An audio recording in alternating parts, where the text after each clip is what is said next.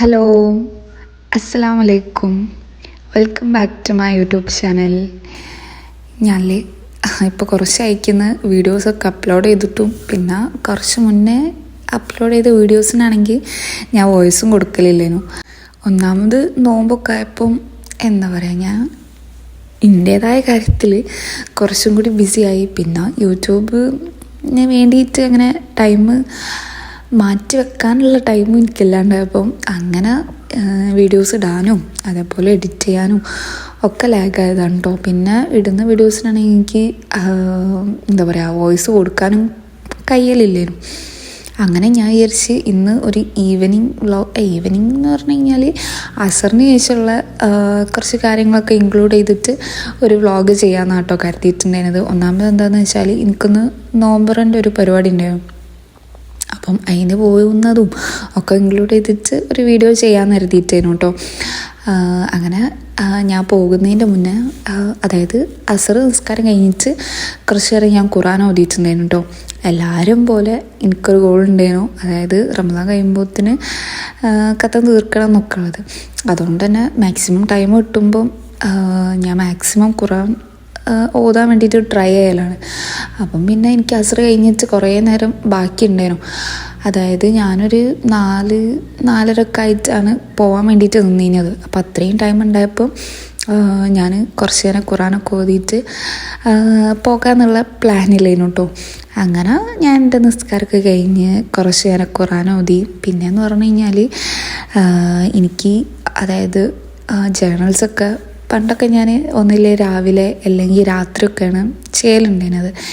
ഇപ്പം എന്ന് പറഞ്ഞാൽ ഇപ്പം അങ്ങനെ കറക്റ്റ് ടൈമൊന്നുമല്ല. ഞാൻ പറയില്ല, അപ്പം എൻ്റേതായ കാര്യത്തിൽ എന്തൊക്കെയോ കുറേ ബിസി ഷെഡ്യൂളിങ്ങും കാര്യങ്ങളൊക്കെ ആയതുകൊണ്ട് എനിക്ക് മാർക്ക് ചെയ്യാനൊക്കെ കഴിയലില്ലായിരുന്നു. അപ്പം ഞാനെൻ്റെ അസർ നിസ്കാരവും ഓത്തും ഒക്കെ കഴിഞ്ഞതിന് ശേഷം ജേർണൽസ് ഒന്ന് മാർക്ക് ചെയ്യാൻ വേണ്ടിയിട്ട് നിന്നിട്ടുണ്ടായിരുന്നു കേട്ടോ. അപ്പം ഇപ്പം ഞാൻ മാർക്ക് ചെയ്തിട്ടുണ്ടായിരുന്നത് തഹജ്ജുദും അതേപോലെ നമ്മുടെ സുബൈ, ലോറ്, അസർ ഇത്രയും മാർക്ക് ചെയ്തിട്ടുണ്ടായിരുന്നുള്ളൂ, ഇത്രേ ആയിട്ടുണ്ടായിരുന്നുള്ളൂ. പിന്നെ ഞാൻ പോകുന്നതിൻ്റെ മുന്നേ നോമ്പ് ഇതേപോലെ, അതായത് ഞാൻ ഫാസ്റ്റിംഗ് ട്രാക്കർ എന്ന് പറഞ്ഞിട്ട് ഒരു പേജ് ക്രിയേറ്റ് ചെയ്തിട്ടുണ്ടായിരുന്നു. അപ്പം അതും ഞാനൊന്ന് നോട്ട് ചെയ്ത് കൊടുത്തിട്ടുണ്ടായിരുന്നു കേട്ടോ. പിന്നെ നമ്മളെ ഈ ഡെയിലി അതുക്കാറില്ലേ, അതും ഇതേപോലെ എനിക്ക് കുറച്ച് നോട്ട് ചെയ്യാനുണ്ടായിരുന്നു. ഞാൻ ഇന്ന് ഓൾറെഡി അതായത് ചൊല്ലി കഴിഞ്ഞിട്ടുണ്ടായിരുന്നു ഞാൻ രാവിലെ തന്നെ. പക്ഷേ ഞാൻ എന്താ പറയുക, മാർക്ക് ചെയ്യാൻ വേണ്ടിയിട്ട് കുറച്ച് ലേറ്റ് ആയിട്ടുണ്ടായിരുന്നു. അങ്ങനെ ഞാൻ ഏതായാലും എടുത്തതാണല്ലോ, അപ്പം കംപ്ലീറ്റ് അങ്ങോട്ട് മാർക്ക് ചെയ്ത് കളയാമെന്നാട്ടോ വിചാരിച്ചിട്ടുണ്ടായിരുന്നത്. നിങ്ങൾക്ക് ആർക്കെങ്കിലും ഇനിയിപ്പം ഇതിൻ്റെ ആവശ്യമില്ലല്ലോ, കാരണം നോമ്പ് 3 ആയിക്കഴിഞ്ഞല്ലോ. എങ്കിലും നിങ്ങൾക്ക് ആർക്കെങ്കിലും വേണമെന്നുണ്ടെങ്കിൽ, ഈ റമദാൻ പ്ലാനറിൻ്റെ ലിങ്ക് ആർക്കെങ്കിലും വേണമെന്നുണ്ടെങ്കിൽ ഞാൻ ഡിസ്ക്രിപ്ഷൻ ബോക്സിൽ കൊടുക്കാം കേട്ടോ. നിങ്ങൾക്ക് വേണമെന്നുണ്ടെങ്കിൽ ചെക്കൗട്ട് ചെയ്താൽ മതി. അങ്ങനെ ഞാനിതാ കംപ്ലീറ്റ് ഒന്ന് മാർക്കൊക്കെ ചെയ്തതിന് ശേഷം അതങ്ങോട്ട് മാറ്റി വെക്കുന്നുണ്ട് കേട്ടോ. ഞാനിപ്പം ഈ ഒരു 2025 ആയതിനു ശേഷമാണ് ഞാൻ കംപ്ലീറ്റ് കാര്യങ്ങൾ ഇങ്ങനെ നോട്ട് ചെയ്യാനും ഒക്കെ തുടങ്ങിയത് കേട്ടോ. അപ്പം മുതൽ എന്താ പറയുക, എനിക്ക് കുറച്ചും കൂടി ഒന്ന് ഓർഗനൈസ് ആയ പോലെ എനിക്ക് ഫീൽ ചെയ്യലുണ്ട്. അങ്ങനെ അതിനൊക്കെ ശേഷം ഞാൻ ഈ ഒരു പർദ്ദ പോകാൻ വേണ്ടിയിട്ട് നിന്നിട്ടുണ്ടായിരുന്നത്. ഒന്നാമത് എൻ്റെ വേറൊരു പർദ്ദ ഉണ്ടായിരുന്നു. അപ്പം അതാണെങ്കിൽ ആകെ എന്തോ ആയപ്പോൾ ഞാൻ ഇപ്പോൾ പുതിയൊരു പർദ്ദ വാങ്ങിയതായിരുന്നു കേട്ടോ. അങ്ങനെ പൊതുവേ എനിക്ക് ഇവിടുത്തെ പർദ്ദനോട് എന്താ പറയുക, എനിക്ക് നാട്ടിലത്തെ പർദ്ദനേക്കാളും കുറച്ചും കൂടി ഇഷ്ടമാണ് ഇവിടുത്തെ പർദ്ദ. കാരണം ഇവിടുത്തെ ക്ലോത്ത് ആയാലും എന്താ പറയുക, നല്ല കറുപ്പുള്ള ഒരു പ്രത്യേക തരം പർദ്ദന. ഒന്നാമത് എനിക്ക് അടിഭാഗം കുറച്ചും കൂടി ഫ്ലെയർ ആയിട്ടൊക്കെ തോന്നലുണ്ട് കേട്ടോ. നാട്ടിലും അങ്ങനത്തെ ഉണ്ട്, ബട്ട് എനിക്ക് ഇവിടുത്തെ പർദ്ദകളോടൊരു പ്രത്യേക ഇഷ്ടമാണ്. അപ്പം ഞാനൊരു പർദ്ദൊക്കെ പുതിയത് വാങ്ങിയിട്ടുണ്ടായിരുന്നു. ഒന്നാമത് ഞാൻ പറഞ്ഞില്ല, എൻ്റെ പർദ്ദ കംപ്ലീറ്റ് എന്തോ ആയിട്ടുണ്ടായിരുന്നു. അപ്പം അതുകൊണ്ടാണ് എനിക്കൊരു പർദ്ദ വാങ്ങിയിട്ടുണ്ടായിരുന്നത്. ഇതാണെങ്കിൽ എന്താ പറയുക, ഹസ്ബൻഡിൻ്റെ ഇഷ്ടത്തിന് എടുത്തേനു കേട്ടോ ഞാൻ. അതുകൊണ്ട് തന്നെ ഇതിൻ്റെ അതായത് നമ്മുടെ ഈ ഹാൻഡിൻ്റെ ഭാഗത്തൊക്കെ അങ്ങനെ കുറേ വർക്ക് എന്നല്ല, എന്നാലും അത്യാവശ്യം നീളത്തിൽ കുറച്ച് വർക്ക് ഉണ്ടായിരുന്നു. ആദ്യം കണ്ടപ്പോൾ എനിക്ക് അത്ര അങ്ങോട്ട് ഇഷ്ടമായിട്ടുണ്ടായിരുന്നില്ല. കാരണം ഒരുപാട് വർക്കായോ, ഒരു കല്യാണപ്പുര ഫീലായോ എന്നൊക്കെ തോന്നിയിട്ടുണ്ടായിരുന്നു. പക്ഷേ ഇട്ട് കഴിഞ്ഞപ്പം എനിക്ക് അത്ര വലിയ കുഴപ്പം തോന്നിയിട്ടൊന്നും ഇല്ലെങ്കിലും കൂടിയിട്ട് എനിക്കങ്ങനെ കുറേ വർക്കുള്ള പർദ്ദ ആയാലും ശരി, ഡ്രസ്സായാലും ശരി ഒന്നും എനിക്ക് അത്ര വലിയ ഇഷ്ടമില്ല. എനിക്കെപ്പോഴും കുറച്ചും കൂടി ഇങ്ങനെ സിമ്പിളായിട്ട് ഉള്ളതൊക്കെ വേറെ ചെയ്യാൻ എനിക്ക് താല്പര്യമുള്ളൂ. പക്ഷെ ഇതിൻ്റെ ക്ലോത്ത് വന്നിട്ട് കിഡിലൻ ക്ലോത്ത് ആയിരുന്നു കേട്ടോ. എനിക്കെന്തോ ഭയങ്കര ഇഷ്ടമായിട്ടുണ്ടായിരുന്നു. ഇനിയിപ്പം ഷാളിൻ്റെ ക്ലോത്ത് ആയാലും ശരി, പർദ്ദൻ്റെ ക്ലോത്ത് ആയാലും ശരി, നല്ല ക്ലോത്ത് ആയിരുന്നു കേട്ടോ. പിന്നെയെന്ന് പറഞ്ഞാൽ നല്ല ബ്ലാക്ക് കളറായിട്ടുള്ളൊരു പർദ്ദയായിരുന്നു. എനിക്കെന്തായാലും ഭയങ്കര ഇഷ്ടമായിട്ടുണ്ടായിരുന്നു. അപ്പം ഞാൻ ആ ഒരു പർദ്ദ ഇട്ട് പോകുന്ന കേട്ടോ വിചാരിച്ചിട്ടുണ്ടായിരുന്നത്. അപ്പം പോകുന്നതിൻ്റെ മുന്നേ കുറച്ച് സ്കിൻ കെയർ പരിപാടിയൊക്കെ ചെയ്തിട്ട് പോകാമെന്നാട്ടോ കരുതിയിട്ടുണ്ടായിരുന്നത്. ഒന്നാമത് എന്താ പറയുക, അപ്പം രണ്ടാമതും ഇതിൻ്റെ ഇടയിൽ കുറച്ച് ചൂട് തുടങ്ങിയിട്ടുണ്ടായിരുന്നു.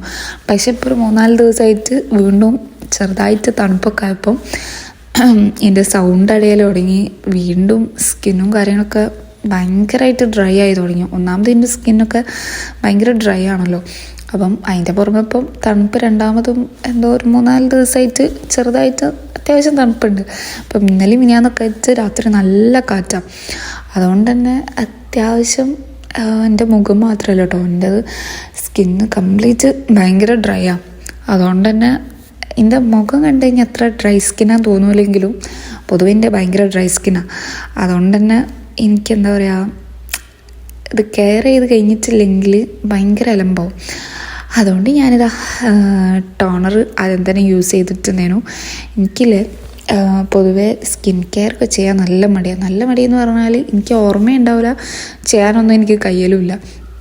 പക്ഷേ ഞാൻ തണുപ്പൊക്കെ ആയിട്ട് വല്ലാണ്ട് ഡ്രൈ ആകുമ്പോൾ ഞാൻ തന്നെ ഓട്ടോമാറ്റിക്കലി ചെയ്തു പോകും. കാരണം എൻ്റെ മൂക്കിൻ്റെ സൈഡോ നെറ്റൊക്കെ ഫുള്ള് ഒരുമാതിരി തോല് പൊളിഞ്ഞ പോലെ ഒരു പൊടിയൊക്കെ ആയിട്ട് ഇങ്ങനെ വരും. അതിൽ നല്ലത് ചെയ്യുന്നതാണല്ലോ. അങ്ങനെ ഞാൻ ചെയ്യലുണ്ട് കേട്ടോ. അങ്ങനെ ഞാൻ ആദ്യം തന്നെ ടോണർ യൂസ് ചെയ്തിട്ടുണ്ടായിരുന്നു.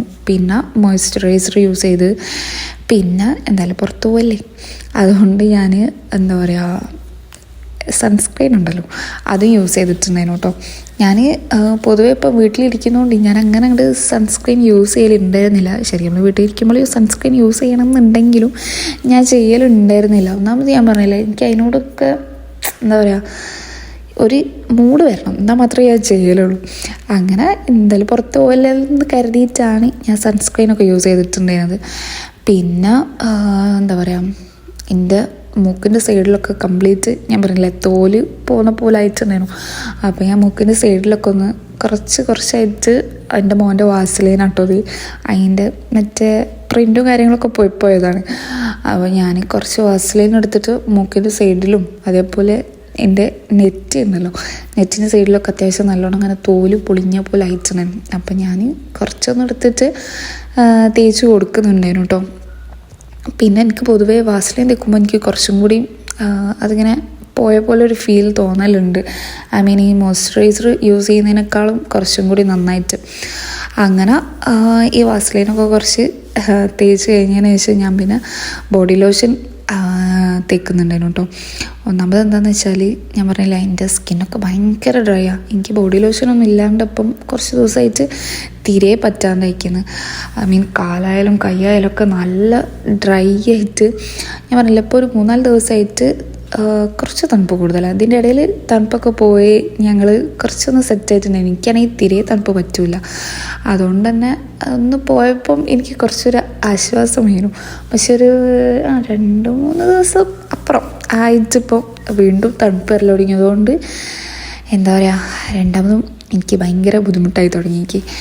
അങ്ങനെ ഞാൻ എന്താ സ്കിൻ കെയർ പരിപാടിയൊക്കെ കഴിഞ്ഞ് എല്ലാതും എൻ്റെ ബാഗിലോട്ട് പാക്ക് ചെയ്തു. എന്നിട്ട് പിന്നെ ഞങ്ങളിതാ പോകാൻ വേണ്ടി നിൽക്കണം കേട്ടോ. പിന്നല്ലേ, നിങ്ങൾക്ക് ആർക്കെങ്കിലും എൻ്റെ ചാനൽ ഇഷ്ടമാവുന്നുണ്ടെങ്കിൽ ഒന്ന് സബ്സ്ക്രൈബ് ചെയ്ത് സപ്പോർട്ട് ചെയ്യണം കേട്ടോ. പിന്നെ അതിൻ്റെ കൂടെ ലൈക്കും കമൻറ്റും ഷെയറൊക്കെ ചെയ്യാൻ പറ്റുകയാണെങ്കിൽ ചെയ്യണേ. അങ്ങനെ ഇവിടെ വെച്ചിട്ടായിരുന്നു കേട്ടോ ഞങ്ങൾക്ക് നോമ്പർ ഉണ്ടായിരുന്നത്. ഇത് ആക്ച്വലി അതിൻ്റെ കമ്പനിയിലുള്ള നോമ്പറായിരുന്നു. അപ്പം നമുക്ക് എല്ലാവർക്കും ഉണ്ടായപ്പം അങ്ങനെ പോയതായിരുന്നു കേട്ടോ.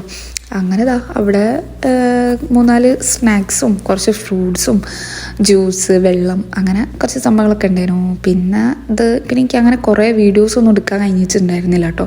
അപ്പോൾ ഉള്ള വീഡിയോസൊക്കെ വെച്ചിട്ട് ഞാനൊരു വ്ളോഗ് ആക്കിയതാണ്. ശരിക്കും പറഞ്ഞാൽ ഇവിടുത്തെ വ്യൂ നല്ല രസമുണ്ടായിരുന്നു കേട്ടോ. ഫോണിൽ കാണുന്നതിനേക്കാളും അടിപൊളിയായിരുന്നു. ഈ സ്വിമ്മിംഗ് പൂളായാലും ഒക്കെ എന്താ പറയുക, നല്ല വ്യൂ ആയിരുന്നു കേട്ടോ. എനിക്കങ്ങനെ കൂടുതലായിട്ട് വീഡിയോസ് എടുക്കാൻ പറ്റാത്തത് കൊണ്ടായിരുന്നു. എന്തായാലും താങ്ക്സ് ഫോർ വാച്ചിങ്.